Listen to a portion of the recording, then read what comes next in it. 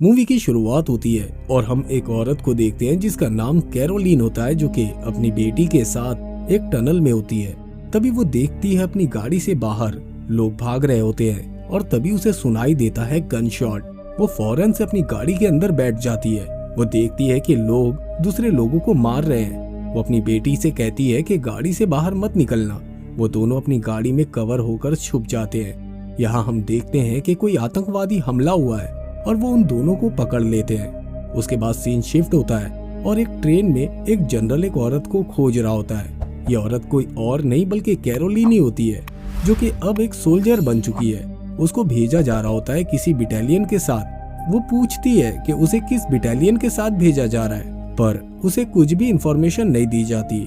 फिर हमें दिखाया जाता है कि ये कोल्ड वॉर का माहौल है जिसमें सारे देश आपस में ही लड़ रहे होते हैं। तभी वहाँ पर एक लेफ्टिनेंट आता है उसको लेने और वो उसको अपना लेटर देती है।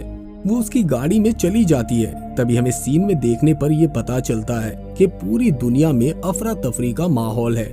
वो लेफ्टिनेंट कैरोलीन को लेकर किसी जगह पर जाता है और कहता है कि गाड़ी से बाहर मत निकलना, पर कैरोलीन उसकी बात नहीं मानती है और वो गाड़ी से बाहर निकलती है। उसके बाहर निकलते ही लोग उस पर हमला कर देते हैं, पर वो किसी भी तरह अपनी जान बचाने में कामयाब हो जाती है और उसे जिस पते पर जाना होता है वो उसी पते पर पहुंच जाती है। वहाँ पर और भी लोग होते हैं जो कि उसी की बटालियन के होते हैं। यहाँ पर उनको एक जनरल के पास लेकर जाया जाता है जो उन्हें एक टास्क बताएगा और उन्हें ये टास्क बताई जाती है कि उन्हें एक पार्सल को कहीं दूर तक डिलीवर करना होगा और उन्हें ये पता लगता है कि ये पार्सल उन्हें रशिया के किसी कोने पर पहुंचाना है और जिस रास्ते पर उन्हें जाना होगा वो पूरी तरह से बर्फ से ढका हुआ होगा, इसलिए उनको वहां तक स्केटिंग करके जाना होगा। वहीं पर कैरोलीन पूछती है कि हम इतनी दूर स्केटिंग करके क्यों जाए, अगर ये पार्सल इतना ही इम्पोर्टेंट है तो हम फ्लाइट में भी जा सकते हैं। पर वो जनरल कहता है कि ये बहुत ही टॉप क्लास का सीक्रेट मिशन है, इसलिए उन्हें ब्लैक क्रैब की ही तरह जाना होगा। मगर कैरोलीन उसको मना कर देती है। पर जो जनरल होता है वो उसे उसकी बेटी की फोटो दिखाता है और उसे कन्विंस कर ही लेता है किसी भी तरह मिशन पर जाने के लिए। यहाँ पर हम देखते हैं कि यहाँ पर जो भी लोग होते हैं वो अपने अपने फील्ड के माहिर होते हैं। कोई शार्प शूटर होता है तो कोई हैकर होता है। कैरोलीन को सपना आता है, वो अपनी बेटी को देखती है और उन्हें पता चलता है कि उनके ऊपर किसी देश ने हमला कर दिया। उन्हें जनरल के द्वारा बताया जाता है कि उनका जो ब्लैक क्रैब मिशन है वो उन्हें अभी के अभी शुरू करना होगा। उनका ब्लैक क्रैब मिशन शुरू हो जाता है। इसी दौरान उनके साथ जो लेडी होती है वो झील में गिर जाती है और वो झील पूरी तरह से बर्फ से जमी होती है। झील में गिरने से उस लेडी की मौत हो जाती है। कैरोलीन उस लेडी के पीछे ही कूद जाती है क्योंकि पार्सल उसी के बैग में रखा हुआ था। उसके बाद कैरोलीन को झील से निकाल लिया जाता है, पर झील से निकलने के बाद कैरोलीन का पूरा जिस्म अकड़ जाता है।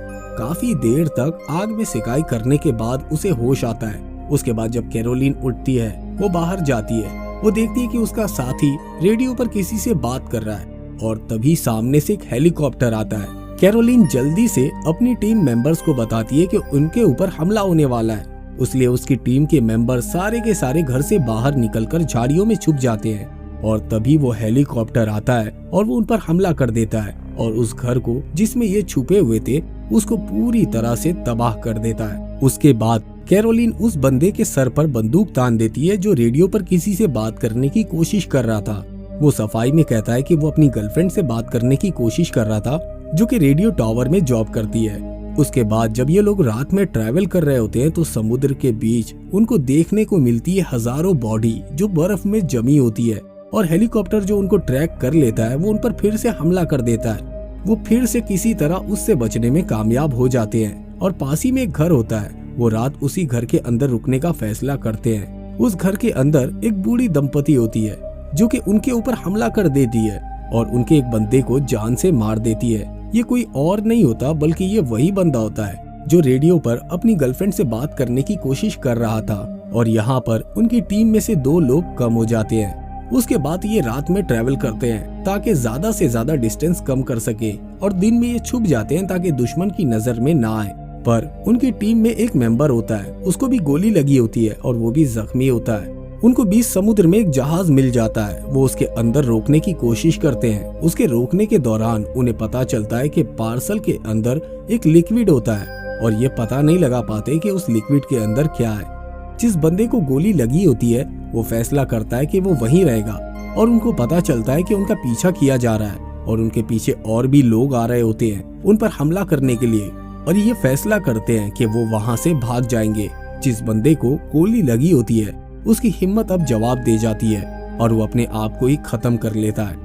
ये लोग अब उस पड़ाव पर पहुँचते हैं जहाँ समुद्र की परत टूटने लगती है। वो लोग देखते हैं कि आगे दुश्मन होते हैं जो उन्हीं पर हमला कर रहे होते हैं। ये दुश्मन को स्नाइपर से मार देते हैं और उसके बाद ये लोग देखते हैं कि उनकी टीम में बस 3 ही लोग बचे हैं, लेफ्टिनेंट कर्नल और एक लड़का बचा होता है। अगले सीन में हम देखते हैं कि उनके ऊपर सुबह सुबह किसी ने हमला कर दिया होता है और जैसे ही ये हमले से बचने की कोशिश करते हैं, कैरोलिन को पता चलता है कि लेफ्टिनेंट उन्हें छोड़कर पार्सल लेकर भाग गया है। तभी सामने से दुश्मन उनके कैंप पर एक ग्रेनेड डाल देता है जिससे वो लड़का उस ग्रेनेड पर ही कूद जाता है जिससे उसकी मौत हो जाती है। यहाँ पर जो लेफ्टिनेंट होता है वो पार्सल लेकर भाग चुका होता है। उसके पीछे कैरोलिन भी भाग रही होती है। कैरोलिन को ये लगता है कि अगर वो पार्सल डिलीवर नहीं कर पाएगी तो वो अपनी लड़की से कभी नहीं मिल पाएगी, इसलिए वो लेफ्टिनेंट को गोली मारती है और पार्सल लेकर भाग जाती है। वो काफी ज्यादा जख्मी होती है पर वो कैंप तक पहुंचने में कामयाब हो जाती है और वहाँ पर जितने भी सोल्जर्स होते हैं उसे लेने आ जाते हैं। फिर अगले सीन में हम देखते हैं कुछ सोल्जर्स को जो उसकी बेटी को उठाकर ले जाते हैं, जिस वजह से वो ये मिशन कर रही होती है और अपनी बेटी की ही वजह से उसे ये मिशन करने की ताकत मिल रही थी और उसे होश आता है। वो अपनी बेटी को देखने की डिमांड करती है। तभी हमें मूवी में दिखाया जाता है कि अटॉर्नी जनरल जो कि एक लेडी होती है वो उसे मेडल पहनाती है। तब हम देखते हैं लेफ्टिनेंट को, वो अपने और कैरोलिन के बीच में जो कुछ भी हुआ होता है वो उन्हें नहीं बताता। कैरोलिन अपनी बेटी से मिलने की डिमांड करती है मगर जो अटॉर्नी जनरल होती है वो बताती है कि तुम्हारी बेटी यहाँ नहीं है, जिस पर कैरोलिन को बहुत बुरा लगता है। वो जनरल से ही लड़ने लग जाती है। उसे बताया जाता है कि जो कुरियर वो लाई है वो एक तरह का वायरस है और अगर हम ये वायरस हवा में फैला देंगे तो ये वॉर हम जीत जाएंगे और जितने भी लोग बाहर आएंगे वो मर जाएंगे।